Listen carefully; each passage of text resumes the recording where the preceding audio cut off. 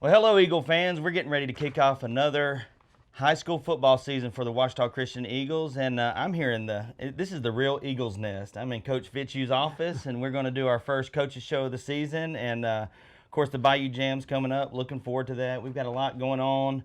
We've been trying to run you down this week. I mean, you're a busy guy, especially this time of year, and I appreciate the time that you're giving to us. But I've been thinking about this season, really excited about it. Had a nice turn in weather. That's lets us know it's football season. Yeah. Before we get into the Bayou Jamb and the upcoming season, I kind of want to reflect a little bit. So, last year, against all odds, we go down to New Orleans, playing a state championship game against Vermilion Catholic, and I don't think very many people would have said that we would have been in that game at the beginning of the year, and much less have the ball in our hands with a chance to win. So from that point forward, we went through this whole range of emotions in the last 2 minutes of that game, and ended up being on the short side of things. But I've heard some of your other interviews, some of the things that you've said. The positive outlook on that is, it was a great opportunity to be there and play in the game. Yet it was still heartbreaking. So we talk about these emotions, and I know that your off season begins as pretty much the next day. So how have you used those emotions, that experience for these guys to fuel your off season? Every year is different. I mean, it is. Last year was a great journey, and starting off, yes, we had so many new starters, and I'll be honest, I was looking out of week 4 against Madison. I was going, we're not a very good football team right now, but they just continued to work hard and improve and hone their skills and execute better and better as the year goes on. And so much of football comes down to don't beat yourself. Be good tacklers, be good blockers. Don't give up the big plays defensively. Take care of the ball offensively. And again, so for those guys to start peaking right there in the playoffs hit, because we lost a tough game week 10, made some adjustments after that, and came back, won our first playoff game at home, and then beat number 6, 3, and 2 on the road. Yeah. And very good football teams, and again, I had a chance to competed well against VC, and yes, just proud of anything of that team and those guys, the character that they showed. That's the thing. I told them after the game, I would not be more proud of them had we had the scoreboard in our favor. I mean, we're not going to base whether we, proud of these kids, love them anymore, or anything like that, based on what the scoreboard says. I mean, they showed character, discipline, fight, courage, and teamwork. Just all those qualities that are going to go with you in life, help you be a wonderful dad and husband and Christian man, and make a difference in wherever they are in life. And so, you go, the range of emotions, the guys that are on the field that tasted the agony of defeat, it spurs them on a lot more than some that they stood on the sideline and watched. Those guys that stood on the sideline and never stepped on the field, they're going through that off season with a different mentality of, I've got to fight to get on the field next year, that it's their turn to be in the fire, and again, I think the older guys that played and had the experience of last year, it motivates them to motivate the younger guys that it's your turn, y'all got to step up and get it done, and so through the off season and stuff, I mean, we had guys that they put in a lot of work. They come up here, start an early workout in the morning, and some of them, stay after school, do an additional workout, and again, through their other sports, basketball, baseball, track and field. I mean, it comes down to learn to compete, have some poise, composure, and just get out there and learn to compete. Well, this is your 28th year, okay? You've got 264 wins under your belt and 10 state championship appearances. Did I get all that right? Is that you don't know? It's just hey, it's about this season, right? And that's really what I want to ask about is your experience and coming into a new season, you got you got to put the pieces of the puzzle together, and you use your scrimmages, the Bayou Jamb, and then work through the season and still moving, shuffling pieces around to make sure that you give your team the best chance to win. But, there's not very many coaches that have coached at one school for that long. So I did a little bit of digging. Active coaches in the LHSAA, you're 5th among most wins. Okay, now here's the cool thing. All time, okay, you're 17th all time.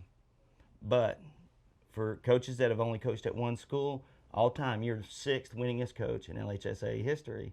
So, it's kind of neat. It's kind of cool to see you work out here with these guys, to see your fervor at the beginning of each year. And 9-1 season last year, 13-2 overall. And so you talked about some of the guys that watch from the sidelines, some of the guys that have been in there. You got about 5 starters on offense and about 5 on defense returning. So I want to talk about some of these kids for a minute. And I think I want to start with Gavin Polk. He did some camps and stuff this year, and I think he's gotten scored as a 5-star rated kicker. 17th nationally, and what's it like to have a guy like that? It's powerful. I became a firm believer in kickers. In high school, the guy that I was on the team with, our kicker at Dallas Christian, he holds the Texas State record with a 67-yard field goal, and I got to see how powerful of a weapon that was. And then, Keith Andrews, I think, is the one that set the tone while I was here. We've had all-state kickers, and Jim Tucker was a phenomenal kicker. I did not know Jim, but he made almost 100% of his extra points back in the late 80s. But Keith, early 2000s, just what a powerful weapon he was at pinning them deep into where they got to start the 20 every time. He made me a believer in how valuable those kickers are, and we've been blessed to have guys that have that discipline and desire to work and develop that skill. And I think Gavin, I think it's safe to say, he's the strongest we've had since Keith, and we've had some great ones with, Taylor Dawson and Dale Wallace and Cut Berth, Whit Chapman. We've had a bunch of great kickers through the years, and I'm sure I've missed some others, but a lot of all-state kids, James Kelly. But Gavin is one that, as far as a person putting the ball deep in the end zone, he hit a 60-yarder in practice the other day. That is a weapon that is just, you don't realize how valuable that is when a guy can turn the field. And so, yes, his kicking is phenomenal, but his punting, to be able to flip the field. And, he can throw it a little bit, too. Yeah, he can do it all. And just a level-headed kid, so that's a powerful weapon. Well, it's one of those things that you really recognize the value of it when you don't have one. Yes. And so now you do. Gavin had 35 touchbacks last year. Some other returning starters, Jude Turner, 1,200 yards from scrimmage, 19 touchdowns last year. Can just hurt you in so many different ways. I imagine he'll see, an increase in the snaps that he gets. Patrick Turpin, leading receiver last year, 650 yards on 41 catches and 10 touchdowns. Led our team in receiving in all 3 of those categories. And then, of course, Luke Vadrine, senior quarterback, and Micah Mosier. Those 2 guys probably have as many games as anybody else on the team under their belt. And so it looks, Coach, I don't want to put the cart before the horse, but you have some of the right pieces with the right experience in a good position to be primed for a successful year. We do, and again, it's always a blessing to have returner guys coming back, because that experience, you cannot just fabricate experience. It comes with time, and so again, especially at that quarterback position, there's so much to learn, and Luke has done a great job the past 2 years, and again, every game has been a learning experience, and with as you mentioned, Jude and Patrick, some of the guys coming back at the skills positions, Micah there as well, leading our line. It makes a difference, guys that have that understanding of the game, understanding of what we're trying to do. And so again, experience is coming back. It again takes the blessings of staying healthy. Yeah. That's a big ingredient, is to stay healthy and again, just execute. Each and every week, try to get better at what we do. Well, I want to mention some other guys because I know they may have started some, but you have Ridge Coates, who's playing tight end, had a touchdown in the state championship. Eli Gray, he went through an injury last year, but a big time contributor on defense, and even played some offense. Luke Edwards started last year, and at receiver, and of course Cooper Thomas, who we saw kind of get some carries in the game. So when you look across the board, I mean, that's 11 players I just named. Yeah, Hunter Traxler. And on offense. Okay. So that's 11 players that I named that played offense last year that have good experience. I didn't say anything about the offensive line because we got some new faces out there, and they're going to have to, kind of grow and develop. But I think that's kind of the typical year-to-year thing here at OCS. Yeah, it will. And, hey, it's going to be good for our offensive line this Saturday in the Jamboree without Micah Mosier. I mean, yeah. That who's going to step forward and be that leader, And again, Micah has been that leader, and he's very vocal, and they all look to him. But he's going to be on the sideline. Rolled his ankle last week, and he'll be on the sideline this week. And so, again, who's that one that's going to take the lead and lead amongst those five that are out there getting after it this Saturday? Yeah, and then in the scrimmage, Maddox Fitzhugh, I think he may be somebody to watch. This season. I mean, he had a phenomenal scrimmage game. He did. He did. Had some big catches, good control, and across the middle, outside, and again, his height and jumping ability, he's going to be a great target. I think our offensive coordinator, Coach Vadrini's, licking his chops, ready to see what he can do with this offense. On the other side of the ball, you mentioned Hunter Traxler, came on strong at the end of the year last year. He's you mentioned Micah Mosier, who's a leader. It seems like Hunter, at least, from the bird's eye view, he's the emotional guy. He's that emotional leader. I mean, and it's obvious to see he does. He is that guy that just creates the energy among the other players. Mm-hmm. You got Cooper Thomas, who had 70 tackles last year and 6 sacks. I mean, really just kind of stepped into a role. A freshman coming in, now he's a sophomore, good football player. Landon Waller. I consider Landon Waller kind of your lunch pail guy. You're going to get it done every day. Go get it done and clock in, and, he'll take care of it. Cross Boyd, that's another senior that's working for some playing time. I don't know what his role will be, but good size, good frame, good opportunity for him. He's doing good. And, of course, you'll have Patrick Turpin at the safety position. Tristan Raymond, when he comes back, he's got some experience there. Barrett Freeland, it's good to see him healthy.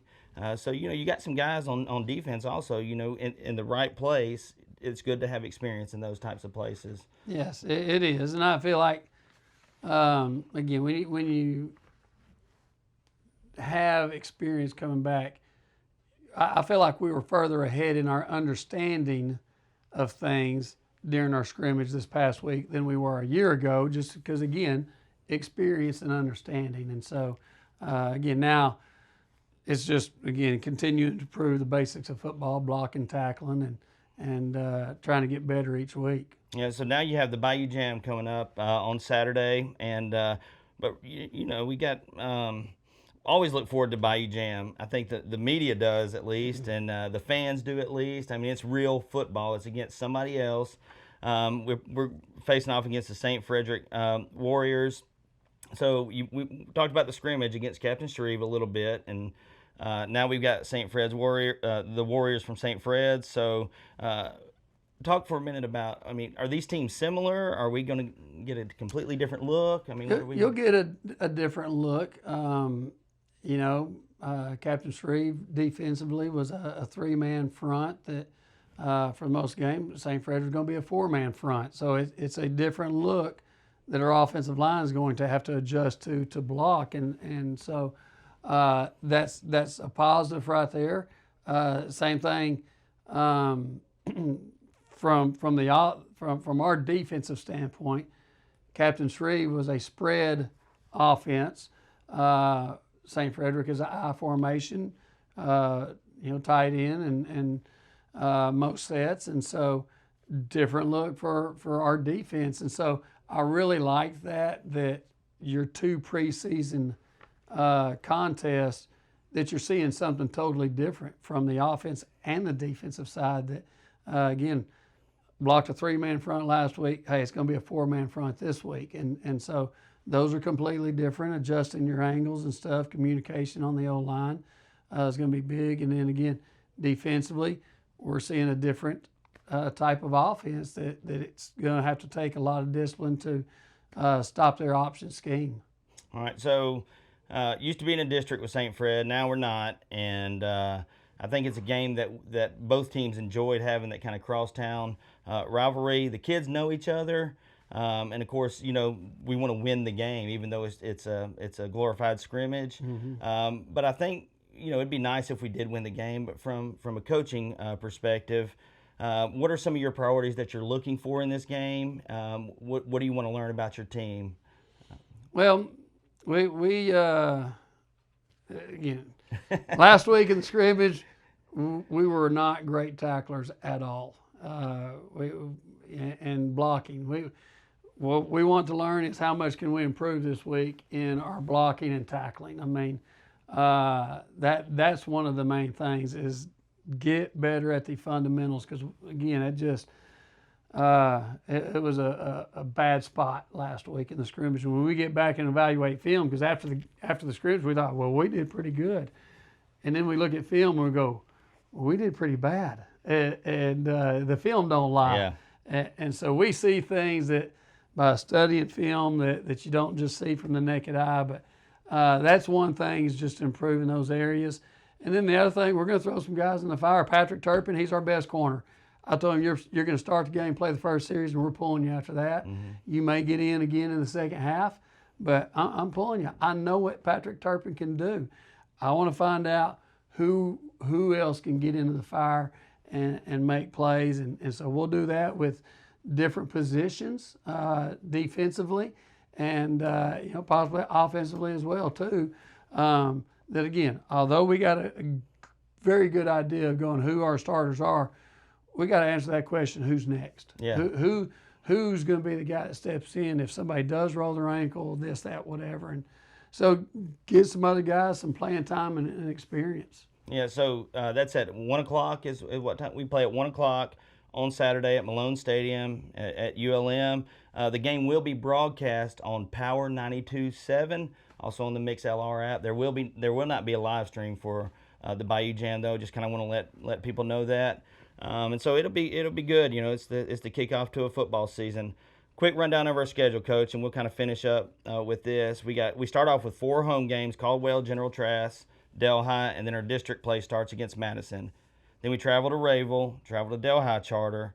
Then we have Beekman Charter at home, travel to Mangum, Faraday at home, and then finish off with Oak Grove on the road. So here's what I did with our schedule, Coach. I did the good, the bad, and the ugly. Okay? The good, man, nice schedule for travel, especially after the arduous odyssey that was the playoffs last year. Yes. The bad, the potentially 2 toughest teams on our schedule, we play on the road. Okay? The ugly, though, and you can talk about this, it's likely, especially after what we learned last year, that our schedule is not a great schedule for playoff positioning. We had 1 loss, number 11 seed, and I think even if we win that game, go undefeated, we may or may not have been in the top 8 and had the first round bye. So, but it all works out. I mean, as far as the seeding stuff, the big difference there is just the play-up points. We're 2A now, and back when we were 1A and Division IV, we had like 18 play-up points a lot of times.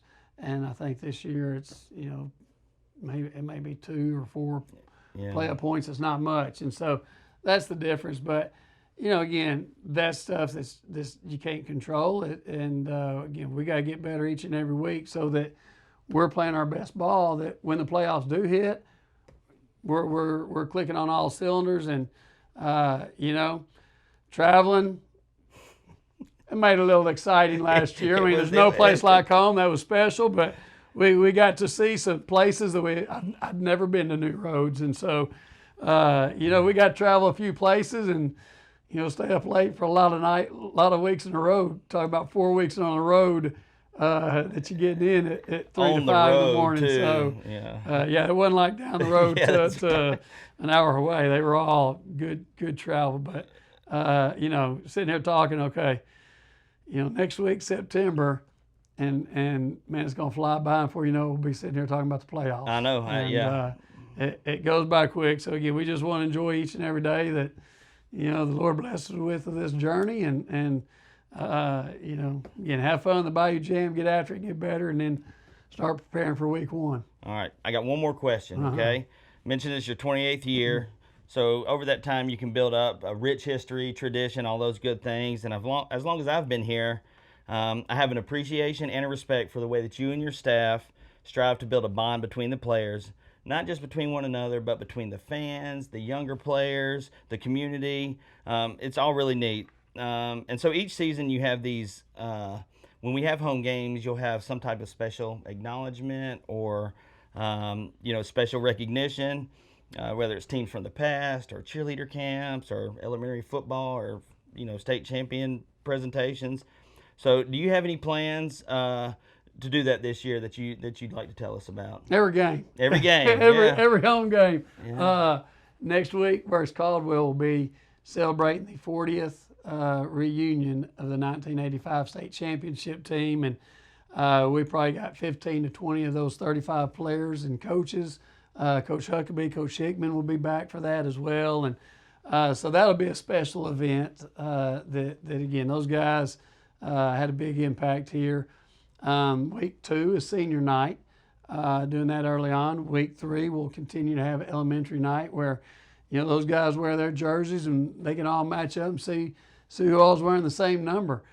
Week 4 is homecoming, and then as we jump down the road, I think week 7 may be our that's fall break, so that's a little bit different. We don't have anything planned during that time, and then you'll find something. Coach. Week 9 with our game with Faraday, that's going to be the 25-year reunion of our 2000 state championship team. So, I think it's special just to, again, those guys are part of it. Time flies by really fast because I'll see some of those guys and we can talk about a game and plays, and it seems like it's just the other day. Yep. And so it's special to reconnect and stuff like that, and again, just build those relationships. And again, that's one blessing too, is the coaching staff. I mean, you'd mentioned how long I've been here and this, that, whatever. Well, look who I've been here with. Drew Vadreen's over 20 years. Bentley's close to 20. Sonny's close to 30. Tim Mosier's been here close to 30. I mean, Deviney, he's the new guy with probably a dozen years. And of course, Coach Harper's been here as almost as long as the school. So, that continuity of coaching staff and, the traditions, they're all part of it as players and as coaches, and getting to enjoy that, the retreats and things with their own sons. And, so it's special for us to be able to do that and share those time and memories and things like that. Yeah, together. You spend a lot of time together, so that can definitely lead to that kind of family atmosphere. These guys, the coaches, the kids, their families and everything. And I got an email yesterday that they're having to meet the Eagles today at school, so your players will get their jersey on and go in there and interact with the younger kids, which I know, I've got two younger boys that are looking forward to that. So appreciate what you do for these guys. I appreciate the time that you give to us to do these coaches shows. I also want to appreciate y'all. Appreciate y'all putting in the time and doing this. I think it's great. I do too. I love it. Looking forward to the season. I also want to thank McDonald's for sponsoring our weekly coaches show here at OCS. And again, we're looking forward to football season, Coach. So I appreciate it, and looking forward to the Bayou Jamb and the upcoming season. Go Eagles.